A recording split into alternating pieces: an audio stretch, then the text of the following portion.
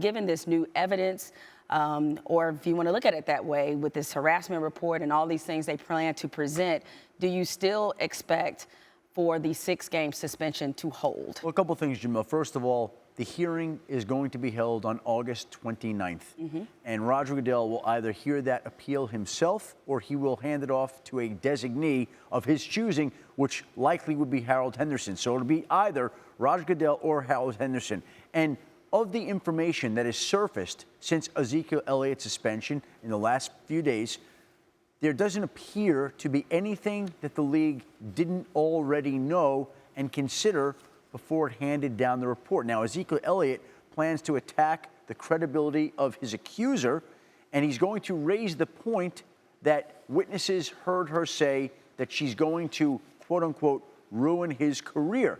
But the fact of the matter is the NFL had that information before and considered it in its decision before it handed down the suspension. So they can continue to attack the credibility. The problem that Ezekiel Elliott now is going to have is convincing the league, which already ruled on his discipline here and is going to be hearing the appeal, that there's something different. And there's apparently not going to be much different other than them attacking the credibility of the woman, which gets us back to where we were all along.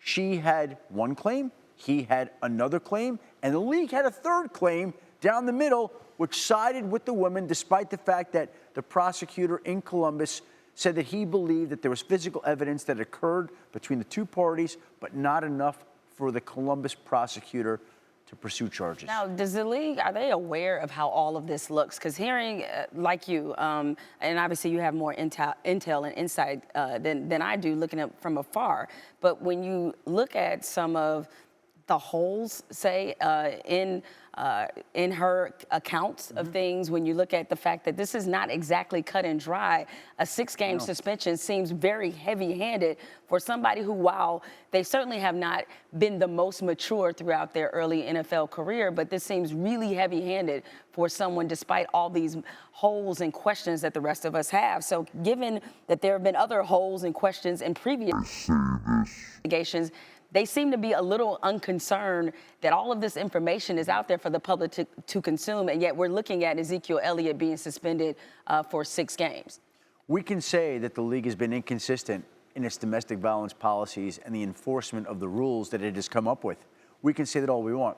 I think at this point in time, after the experience the league had with Ray Rice, after the experience the league had with Greg Hardy, after the experience the league had with Josh Brown, the league would much rather be criticized for being too harsh on a player when it involves domestic violence than be criticized for being too soft. Even if it's potentially unfair to the person at the center of it. If it is, then Ezekiel Elliott and his people always will have the option, if the appeal process does not go the way they want, and my guess and sense right now would be it won't, to take that case to court. Now, we've seen what happened before.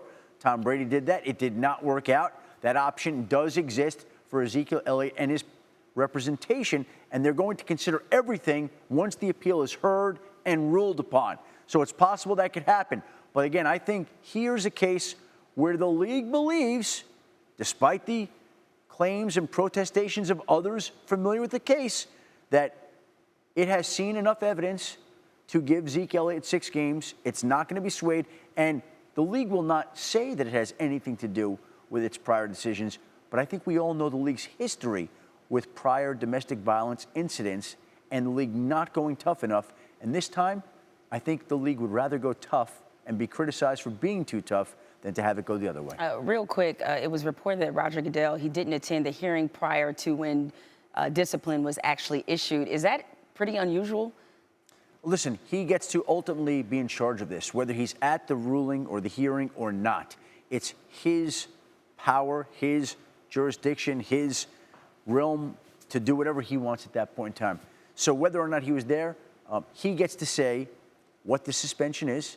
He gets to say who's going to hear the appeal, and he ultimately gets to make the decision. Right, so he doesn't necessarily, it's not required that he be face-to-face with anybody. And he hired 4 people with various levels of experience in those areas that he trusted to inform him of the right decision, and they came to a consensus to inform him before he made his decision.